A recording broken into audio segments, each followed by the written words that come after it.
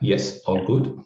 Great. Okay, so today I'm going to be talking about some modelling that I was involved with last year at the start of the pandemic around using modelling to understand the best kind of response strategies to prevent outbreaks or to respond to outbreaks in Australian Aboriginal communities and mostly remote and regional communities. So this is work that I carried out with a bunch of people.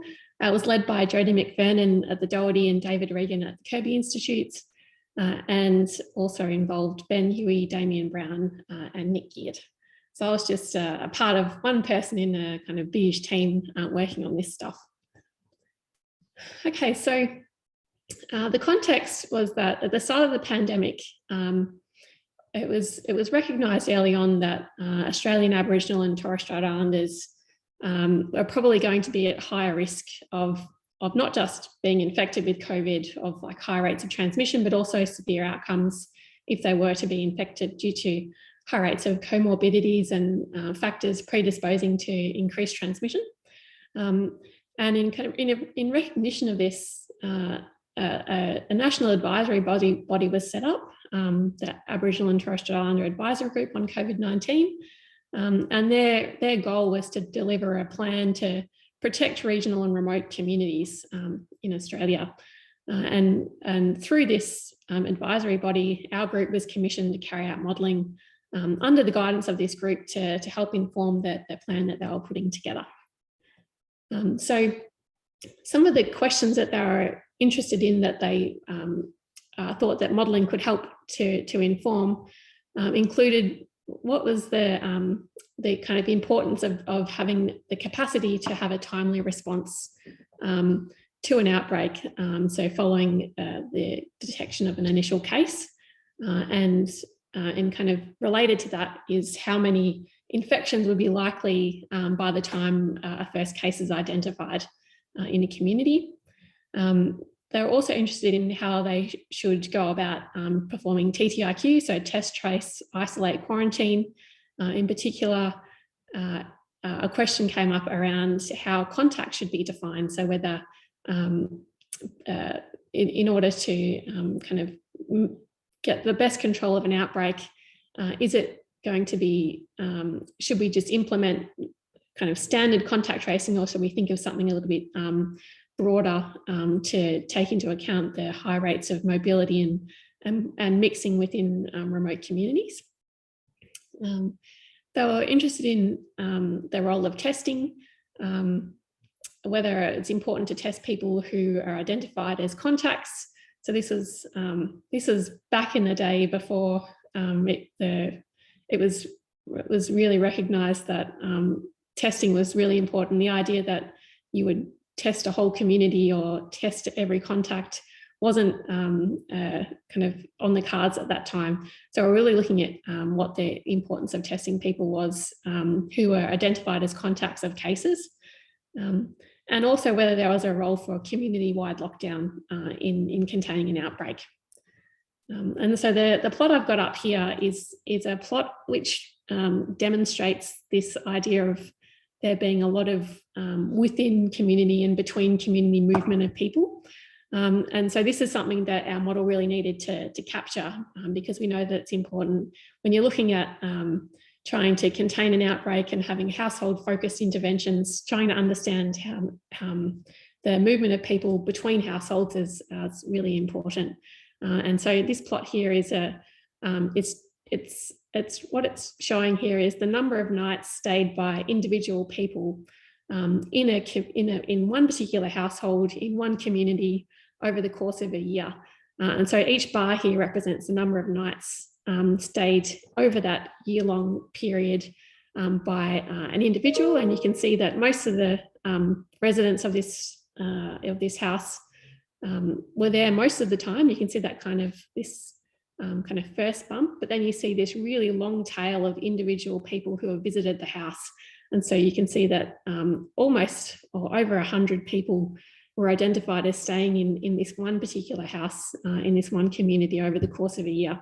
And if you're thinking about looking at who stays in a house then this is like quite different to how you might model a non-Aboriginal population. Household structured models tend to only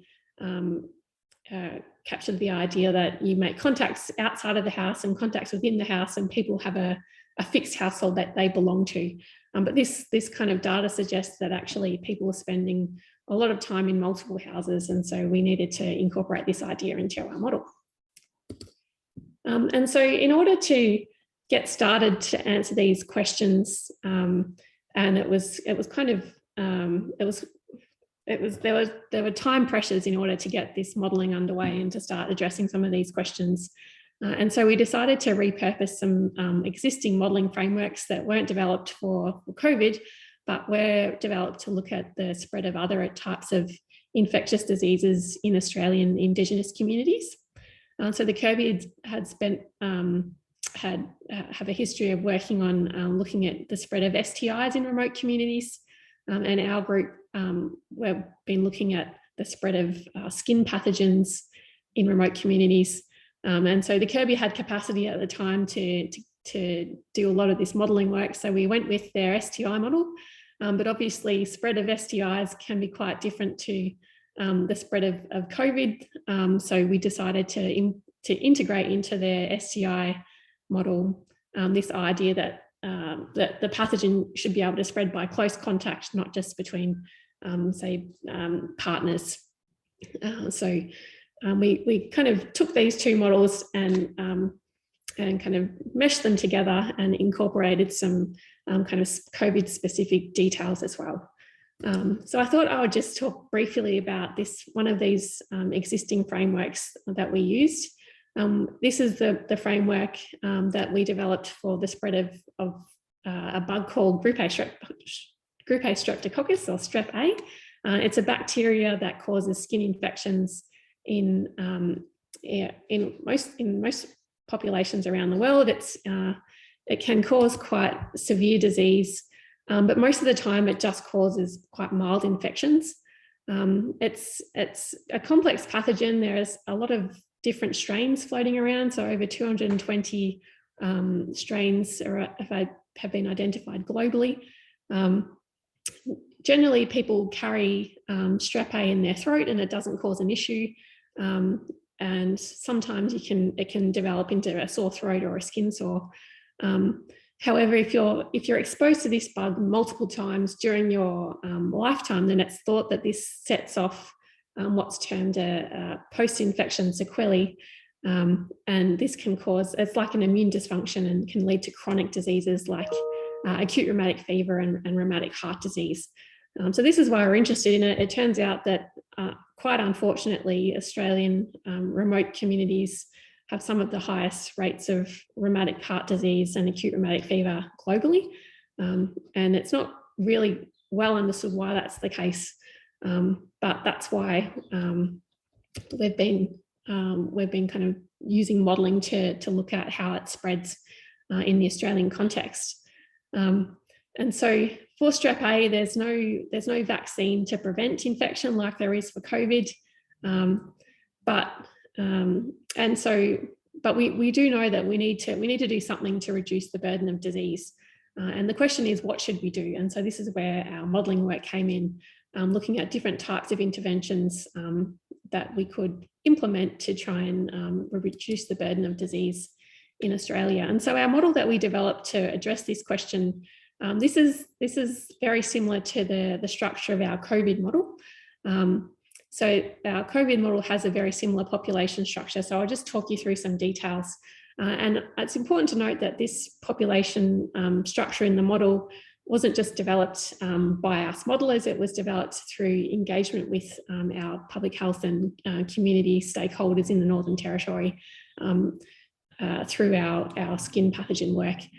So I'll just briefly explain. So it's an agent-based model, which means that we explicitly represent all agents in the community and their infection status, their age, and also their home location. So if you look at this part B over here, agents in our model are assigned to a set of households that they spend time in. And so each day in the model, they have a chance to move between their dwelling set. And the reason why we represent this in here is because there's this idea that contacts that occur between individuals that share a dwelling have a higher risk of leading to transmission than, say, contacts that occur outside the dwelling in the community. So we wanted to represent this idea that people can make contacts with each other within households that are more intense, that are more risky for transmission. Okay, and so we looked at different types of interventions, which really aren't important for this talk, but it's just to say that there has been a program of work that has led to us being able to quickly respond to the modelling requests of the advisory group. Okay, so now just going through how we've adapted these two frameworks to look at COVID-19. Obviously we needed to integrate a COVID-specific disease model into our models. And the one that we chose at the time, which early on, you can imagine at the start of the pandemic, information was evolving, and so we hadn't had any outbreaks at the time in Australian Aboriginal communities, which was a good thing, but it meant that we didn't know exactly what type of disease model we should implement in the model. So we went for a kind of a general SEIR model, so where we represent infection status in the model, and we specify that people can either be susceptible to infection, exposed to infection, but not infectious. They're infectious, so they've contracted the infection and are able to transmit the infection to other people, and also that they then recover. And so at the time, we didn't really have a sense of what the symptomatic fraction should be in the Australian Aboriginal context. So we decided to, rather than split up our infected people in our model into either being asymptomatic or symptomatic, which we know is really important for COVID. There's a lot of asymptomatic spread of infection. We decided instead to split our infections up into those that do present to healthcare and then those that don't present to healthcare, and recognising that perhaps there might be some other reasons why people who have symptoms may choose not to present to healthcare, either through stigma or accessibility or some other reason. So we looked at different kind of proportions of our infections that go down the non-presenting versus the presenting pathway. This is something that we looked at through sensitivity analyses, but this is slightly different to other models that you might see of the spread of COVID in the literature. Okay, so we also had our response in the model. So I'll just head over to the next slide. So we integrated different types of responses around TTIQ, test, trace, isolate, quarantine, and also lockdown. So the idea that if a case is identified, then the community gets stay-at-home orders essentially, and so we reduce the amount of outside dwelling contacts for a duration of time. This is just one representation of one of the pathways in the model. So it's an agent-based model. So we've got an algorithm essentially moving people between states relevant to the response, and this is just representing the flow of people moving through the lockdown pathway in the model. Okay, so because we didn't have a model that was calibrated to any kind of case data at the time, instead of doing kind of forecast type modelling, we instead decided to do scenario modelling, where we essentially make some assumptions about what an outbreak will look like, and we simulate that and then look at what's the impact of alternative interventions at reducing different measures of the outbreak. So final attack rate, for instance, or time of duration of outbreak, things like this. So the scenario that we set up was a silent introduction of COVID into the community. So we seed our populations with one infected person and then look at what happens as they kind of present to healthcare. So there is a delay in setting off our simulations and then enacting a response, because that first infected person might not present to healthcare. It might be the third infected person that presents to healthcare, and then that's how we identify that first case in our simulations. So because we have an agent-based model, we explicitly represent this idea of contact. And so in order to have a transmission event, our model requires a contact to happen, because it's that's just how COVID spreads. So we assume that, actually I've already talked about that, sorry. Okay, yeah, so this is just a schematic diagram of the model, which is similar to the one I put up before, where we have this idea that people can move between houses, and that's where they spend their evening. And so that's a location where more kind of risky contacts can happen for transmission, compared to contacts that happen between people that don't currently share the same dwelling. Okay, so some of the particular response scenarios that we looked at with the model were determined through consultation with through the advisory group with public health service providers who are working in close consultation with communities. There are a number of options that we varied in the response, and this is because we wanted to make sure that we covered various response capacities and kind of policies by different jurisdictions, and having different types of communities in terms of size and things. So we wanted to make sure our results were going to be informative for a range of jurisdictions. So we looked at what happens to the course of the outbreak if we isolate cases for 10 days, looking at isolation with or without a clearance test from isolation. So this is something that wasn't standard back then, but it is kind of standard now. We looked at what happens is with if we also quarantine contacts of cases for 14 days, and we looked at the case where contacts are actually removed from the community. So it's ideal. There's no possibility for a quarantine person to spread it to their other household members. We also looked at how effective the response is with and without a clearance test from quarantine, as well as with or without an entry test into quarantine. And then finally, population lockdown, and the duration of lockdown that we looked at was 14 days. And the assumption was that if the community goes into lockdown, then people should stay in the dwelling that they identify as their main dwelling for the duration of the lockdown. And we looked at different levels of compliance with lockdown. I said before about we did some sensitivity in relation to the presenting proportion, and we looked at communities of different sizes for all of these scenarios, and then all of these responses have delays to enacting the response. So we looked at various different delays as well. And something which I mentioned at the start was this idea that you could possibly, it might be important to look at how you define contacts of cases in this setting.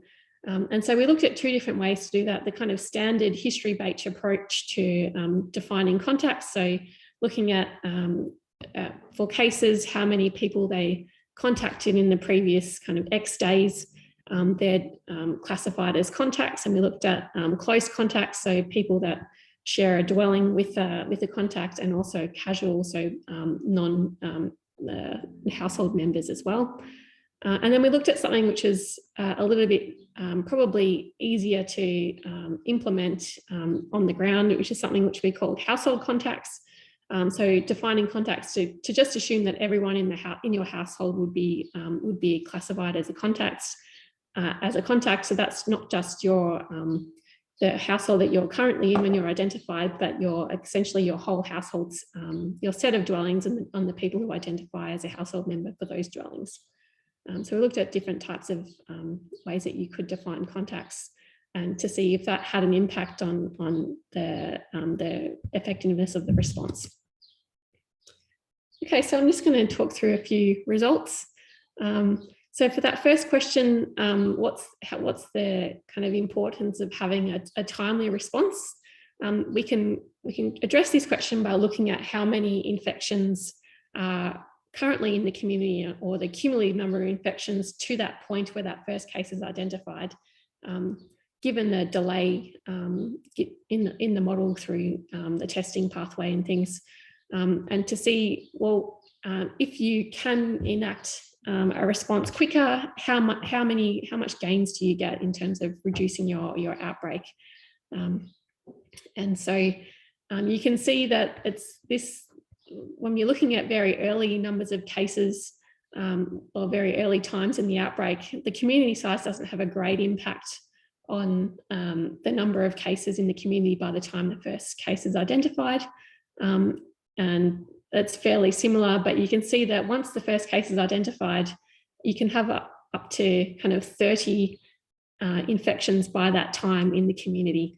You really, the importance of having a timely response is really important. And so this really helped to provide an evidence base for the idea that you need to have capacity for early detection already in place before an outbreak it kind of happens. It's really crucial to be able to enact a response, and also have that testing capacity as well. Okay, so then we were looking at this idea that the way that you define contacts during an outbreak might be able to might have an impact on your outbreak size. And so here I've got some results looking at if you, on the left here, if you define your contacts based on them being household members, so your current household, but also someone that identifies as a household member of your dwelling set, then this has a much greater impact on outbreaks compared to that history-based definition of contacts. So you can see if you define your contacts to be just your immediate household, so the house that you're identified in when you get your positive test, then the peak drops significantly. But then if you extend that definition out to your extended household, so all of the people that identify with your dwelling set, then you can see a much greater reduction in the peak, but also in the final attack rate. And you don't see that kind of gain when you look at the history-based contact definition. So we looked at history-based contacts for a number of different durations of time before detection, and still, even I think it was you had to trace for more than kind of 5 days previously to get similar gains that you did with the household-based contact definition. But the key point here with this household-based contact definition is that you get these kind of subsequent little waves as well in the model. So it's something to keep an eye out for. But the problem with this approach, so with this just by looking at case isolation quarantine, is that you end up having a lot of your community going into quarantine throughout the outbreak. And so if you look at kind of the quarantine person days, this is really excessive. And so that's why we decided to look at this idea of lockdown. Could we reduce the impact on people in terms of complying with the response by immediately putting the whole population into lockdown? Would this be kind of less of an impact on people's kind of times that the duration that they spend in isolation or quarantine, compared to this case where it's quite labour intensive and it might last for longer. So now I've got some results about when we looked at the impact of lockdown. We found it to be really highly effective for epidemic control, but also it reduces overall testing requirements and the duration that people are either spending kind of in stay-at-home orders or removal from community. So it really does make sense. And I think probably now we all realise the benefit of lockdown out in the general population as well. But we did find that compliance was a big, made a huge impact on the effectiveness of lockdown. And in particular, if you wanted to constrain your outbreak to be kind of quite small, and in particular get your overall attack rate low, you really needed compliance to be upwards of kind of 80 or 90% to get these really a good response or a good impact of lockdown. Okay, so that's probably all the results I'm going to talk about today. Almost run out of time as well. So there's a few limitations of our approach. The assumptions in our parameter values that we use were informed by transmission in non-Aboriginal populations or non-Australian Aboriginal populations. They're also not relevant really to Delta. We know Delta has is much more transmissible. We made some assumptions about test sensitivity, assumed that it was perfect. We know that that's not, and that depends also on where someone is in terms of their course of infection. But even with these kind of ideal kind of setup, we were able to show the maximum effectiveness is really through responding via lockdown. Okay, so I'll just show briefly some of our outputs of this modelling and how they informed policy. So the CDNA national guidelines for remote Aboriginal and Torres Strait Islander communities. These were informed by the modelling work that we did, as well as the Australian Health Sector Emergency Response Plan for COVID. We also were involved in developing some plain language material for public health professionals working on the ground, but also to facilitate community level planning. So having plain language presentations that to communicate not just the importance of having an effective response, but to try and communicate how we got the evidence for these types of responses that we're suggesting. We wrote a manuscript if you're interested. It's in BMC, infectious diseases. Okay, and I think just before I go to acknowledgements, I'd just like to say something about the current state of affairs. So you might have heard recently that there's been some outbreaks in remote communities in Western New South Wales. One of the methods of response was to introduce motorhomes as a way to remove people from their household quickly who are cases and also contacts of cases. This is something that we kind of help to inform this type of response through our modelling. And this is one of on the left here, what I've got is one of the infographics that the Department of Health came up with to illustrate what should happen during lockdown if an outbreak occurs in remote communities, and this was used in the community messaging. Okay, so I'd like to just finish up by acknowledging those who are involved in the work, the IAG, the Aboriginal and Torres Strait Islander Advisory Group, and also Ben, Damien, Nick, Jody and David. So thanks very much for your time. Thanks, Rebecca. So it was a great talk. So we have 10 minutes for questions.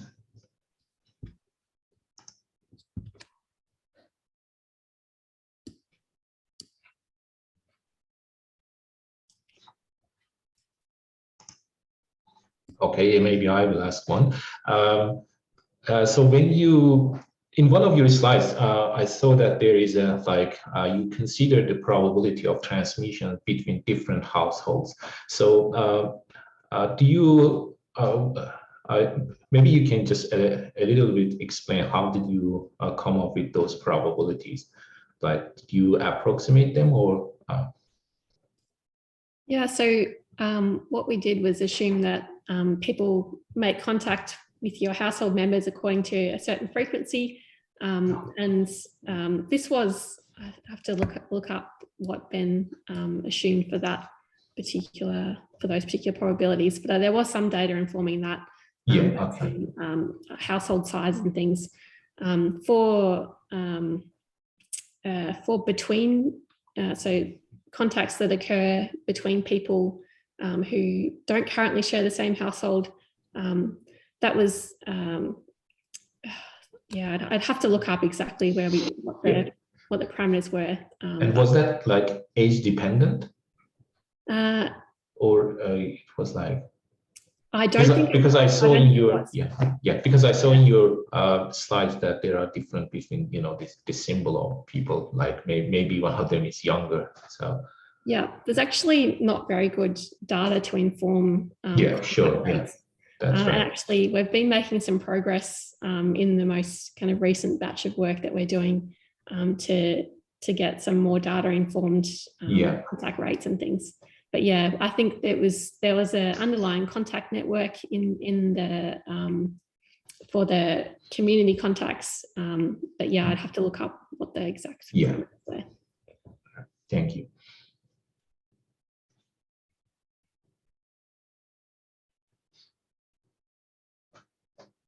Is there any other question? Okay, if not, thanks very much again, Rebecca, and participants for joining us. And we looking forward to seeing you in our next seminar. Thank you. Thanks for having me.